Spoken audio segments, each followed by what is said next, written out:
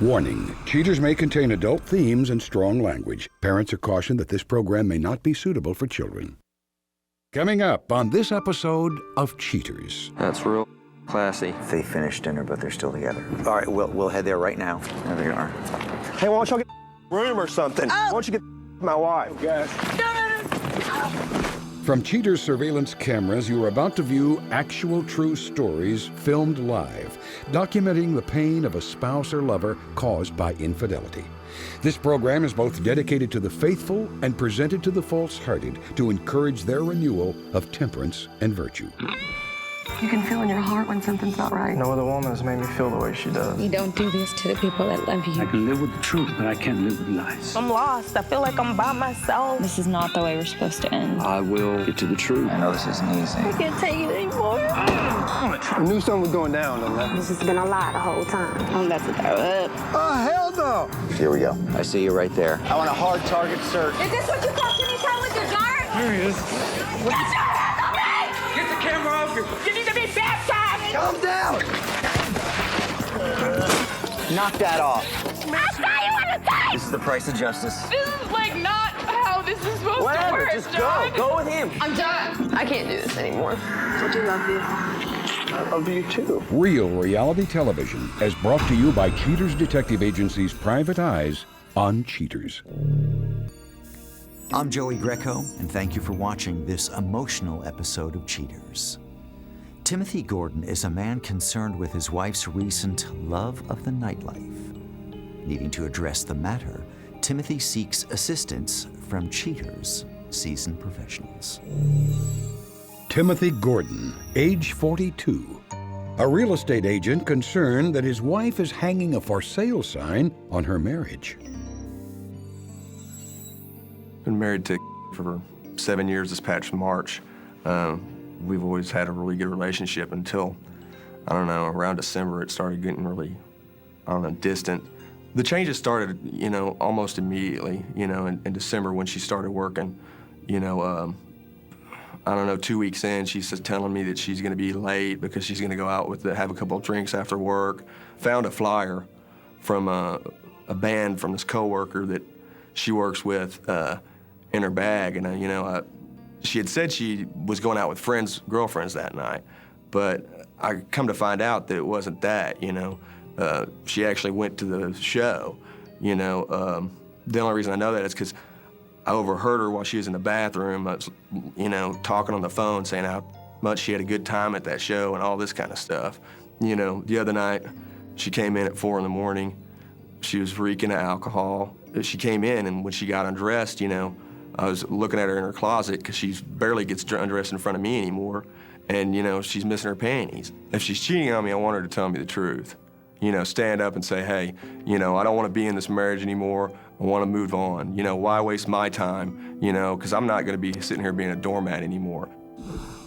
If you suspect infidelity in your relationship, Cheaters licensed investigators may be able to provide you assistance.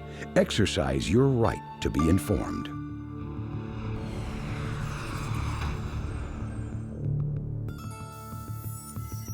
Suspect's identity withheld. Age 39.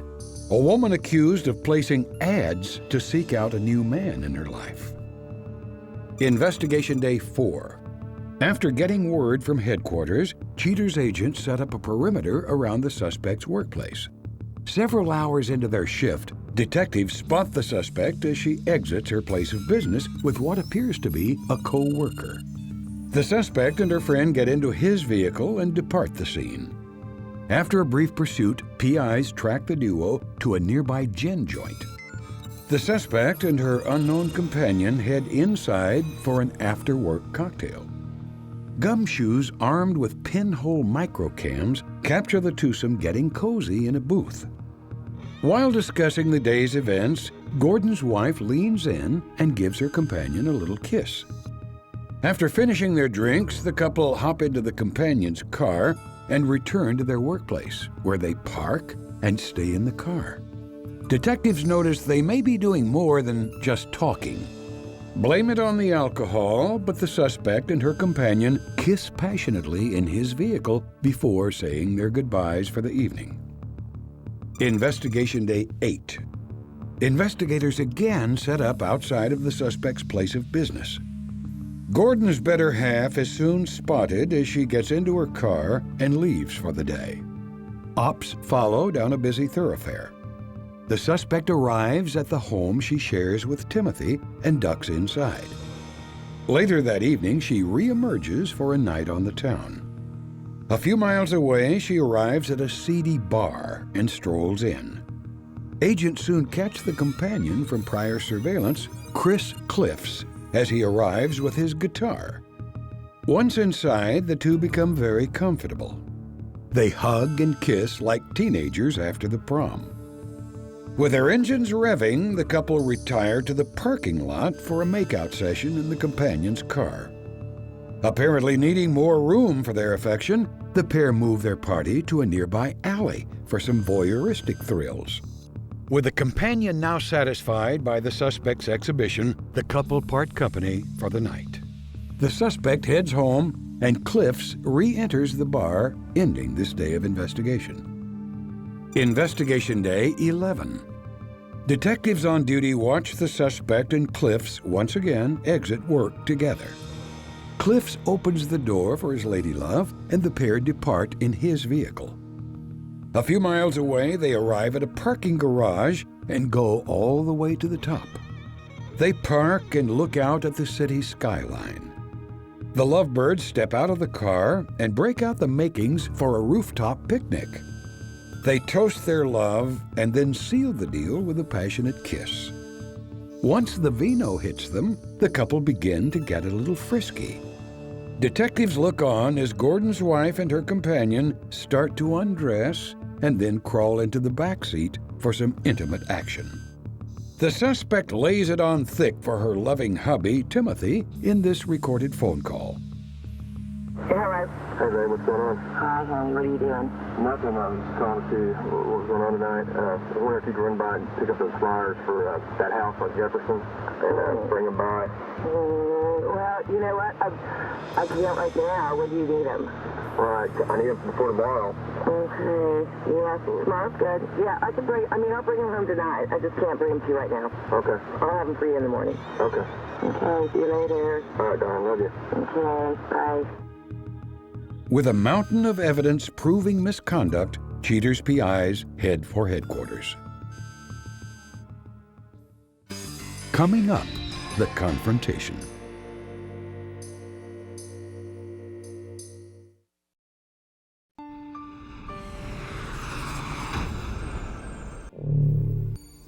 With the suspect's misdeeds shining through the fog of lies, Cheaters rushes to inform Timothy of her underground activities. Prepared for the impending results, Timothy needs a little courage to view the truth. Tim, thank you for responding and being with us this evening. Our detectives do have information that they feel it's imperative for you to see. Okay. Are you prepared to look at that now? Yeah. Tim, on this evening, our detective captured as she left her place of employment. She leaves with a gentleman. From there, they were followed to a bar. They go inside, sit down. They are sitting quite closely to one another. We see some interaction between the two of them that can best be described very familiar. After some time, they leave, get back in his car. They go back to her office. But before she exits the vehicle, we do see that they've taken advantage of the lovely evening and are spending some time in much more of an amorous interaction than we observed. On this day, our detective was again outside of place of employment. It was later on in the evening. We see her and this gentleman leave. But on this night, they went directly to exactly Son of a bitch. to a parking structure. That's real classy. Oh, yeah. But this evening seemed to call for some type of celebration as they share a bottle of wine or champagne. What are they celebrating? That they're not in an alley anymore? And at this point, it seems they're moving to a position that may be comfortable. This is...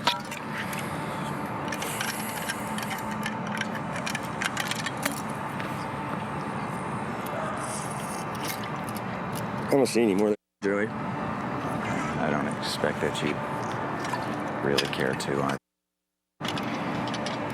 Is there a bar around here? What's it? Because I'm almost out.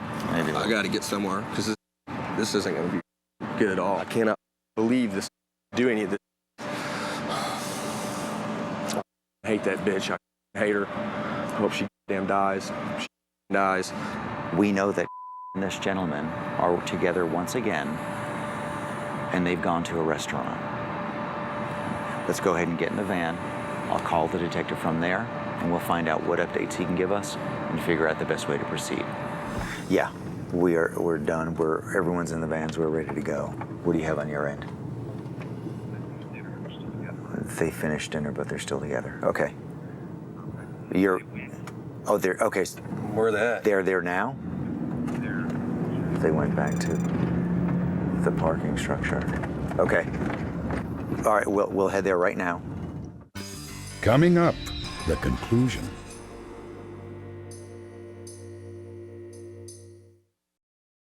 They exit into an alley. That's real classy. They went back to the parking structure. We'll head there right now.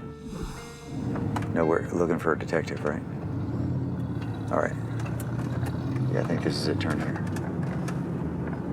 All right, everybody out. Stay close. Watch out. Watch your step. Okay. What do you got? In the back corner. If we go up this one, you'll see us. We gotta come up this one over here. All right.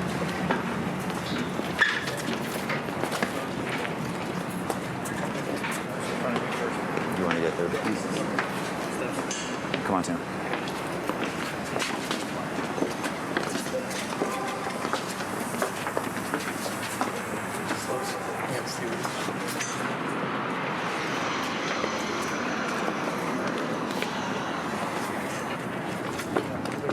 Is that it? Okay.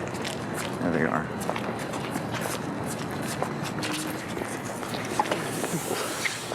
Hey, why don't y'all get a room or something? Oh. Huh? What's wrong with you? Why don't you get my wife? Why don't you get Hey, what are you doing here? Come on, man. Tim!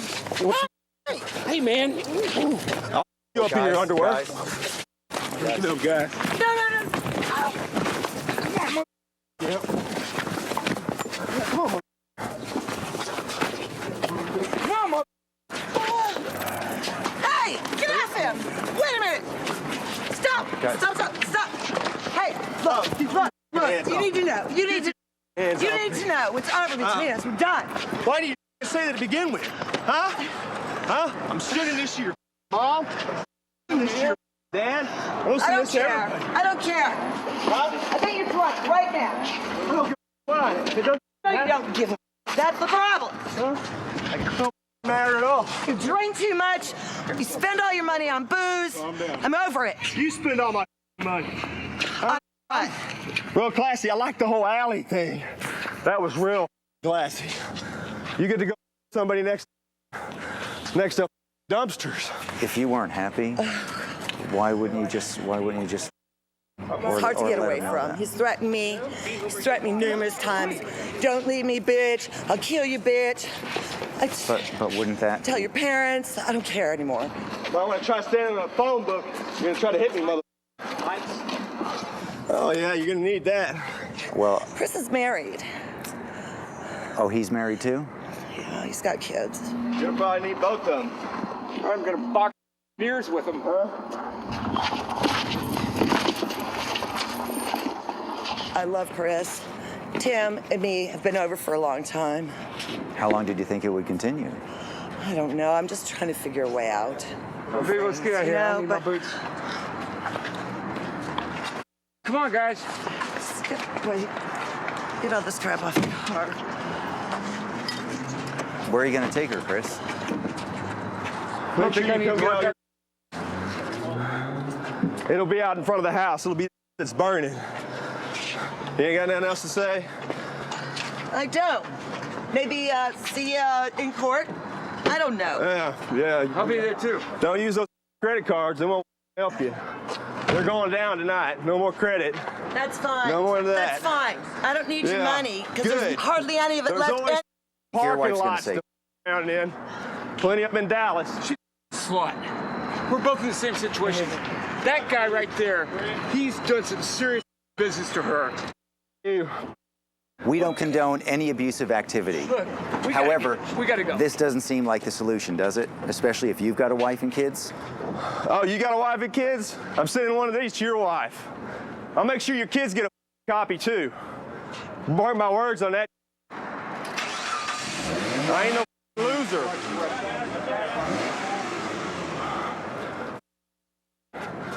Give me a second, baby.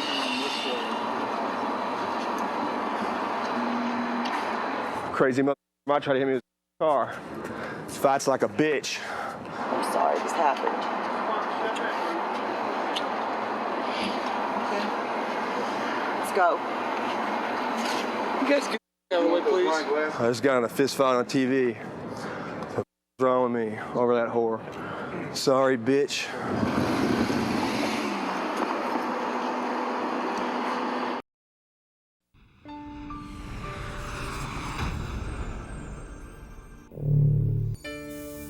With the confrontation behind him, Timothy strives to pull his life back together. Later, Cheaters will update you on where he stands. But first, Cheaters welcomes back the suspect from the Michael Fott case. The suspect stops in to describe how being exposed on Cheaters has altered her life. Identity withheld. Age 27. The former suspect explains her part in the Michael Fott case.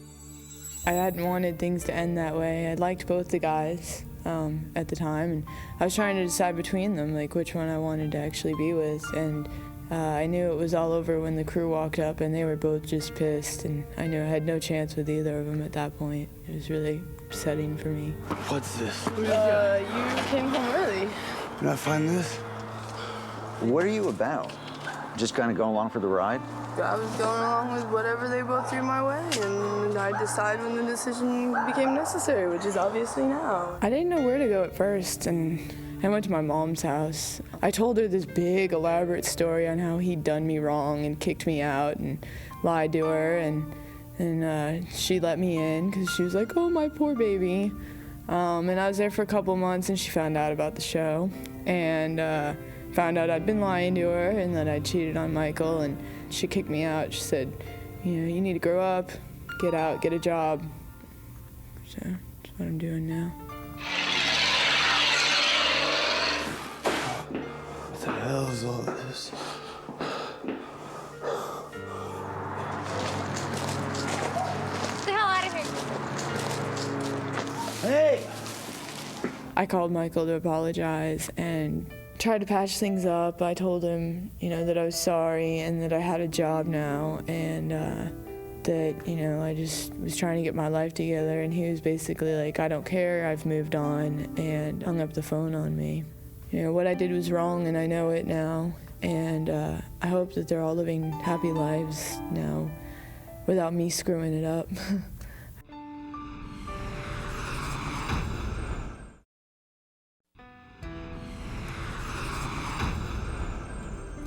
After the confrontation, Timothy Gordon makes it very clear to Cheaters' producers that he will never forgive his wife. Timothy says, all my faith in her is completely gone, and I hate what she's become. Timothy's wife claims it was not her fault, as Timothy's past with women would dictate. The suspect defends her actions, saying, I tried to make it work, but Tim will never be faithful to a woman as long as he has alcohol. The suspect's companion states that he is as happy as he's ever been in his life. He's filed for divorce, and now he and the suspect are living together.